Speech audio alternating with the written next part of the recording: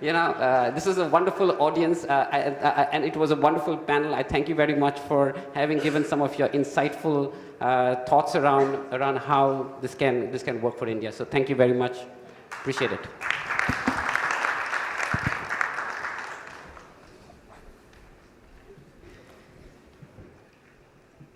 Thank you for those fine points made on Wi-Fi being the key aspect of connecting the next billion people in India. I would like to invite Mr. Aravind Kumar from TRAI to give away a small token of our appreciation to our respected panelists.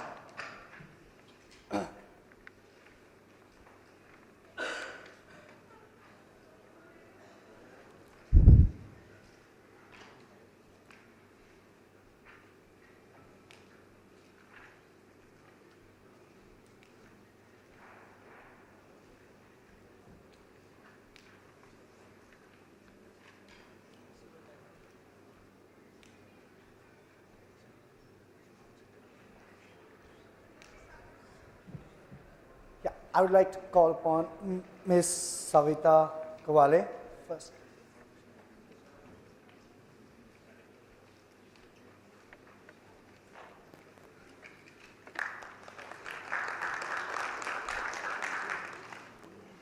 Mr. Pratap Padore, Chairman, Smart City Council of India.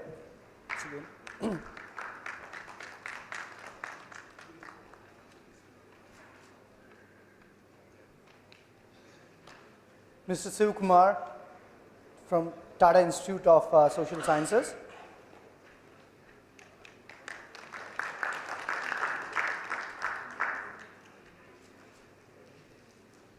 Mr. G.S. Tureja, CST Western Railways, Indian Railways.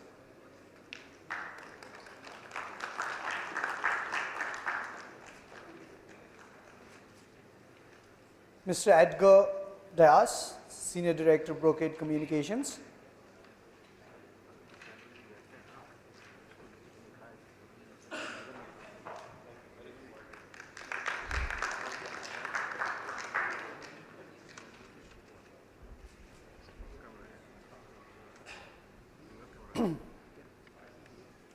Actually, Sudarshan is not feeling well today, so we would like to call Aravind on his place.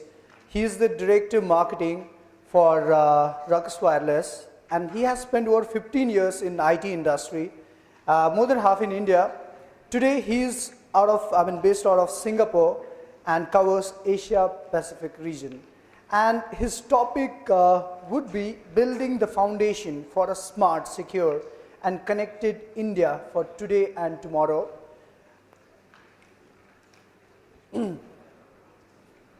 Aravind, yeah.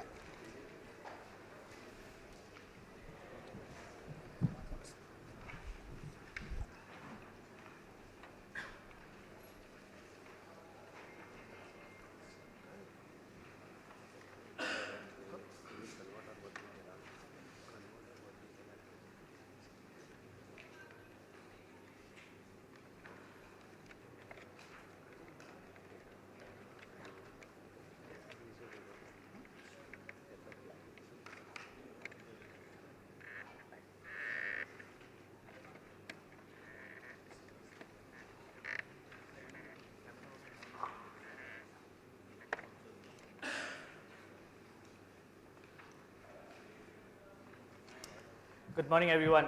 First of all, my apologies that Sudarshan was not able to make it here today.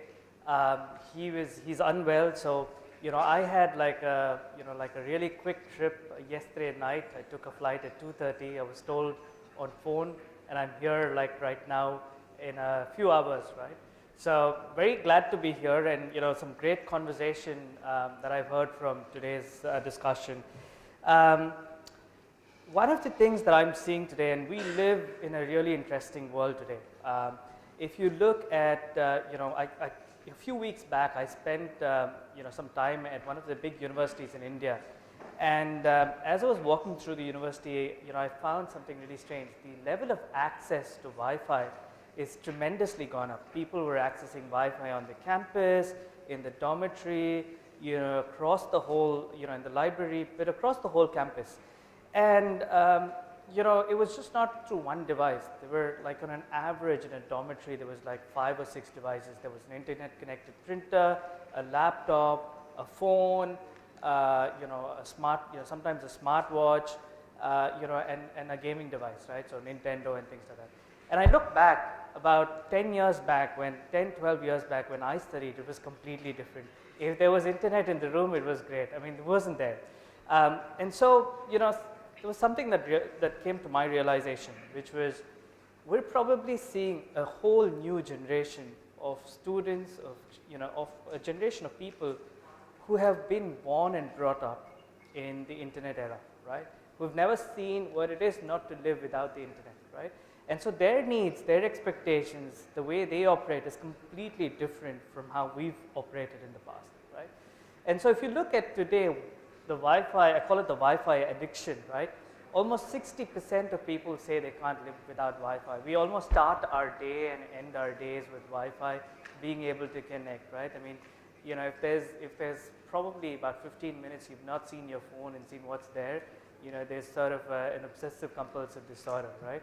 So Wi-Fi has become so critical to people to connect, right?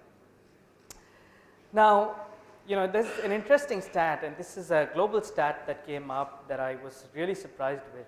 The amount of smartphone traffic that is going to increase by 8 times by 2020, right? And we're looking at 2.1 exabytes of data, or 17 exabytes of data by 2020 per device, right? That is a huge amount of data that is going to traverse through the network. So this is just the starting point of what's coming next. And if you look at what's coming next, Edgar talked about a little bit of this. We see the world, especially here in India, right?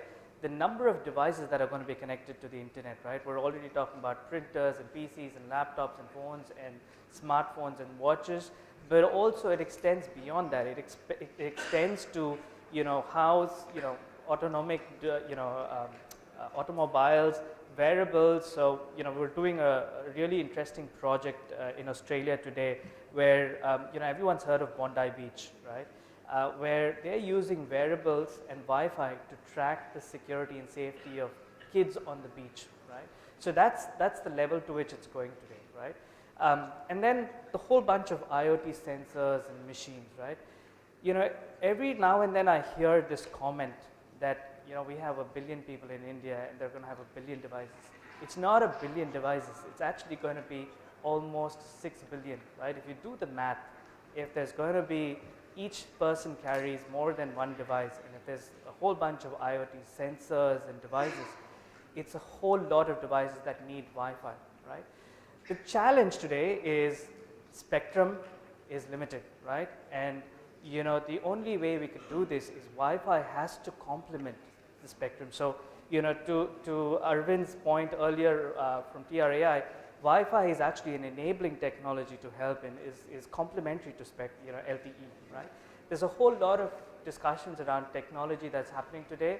I won't go into that. But then from another point of view, all the information is going into the cloud, right? So, we're trying to access information to the cloud. So, there is even more traffic that consumers are trying to connect to the cloud through this network that is flowing, right? And so that puts tremendous pressure on the Wi-Fi infrastructure. So let's just summarize, hang on.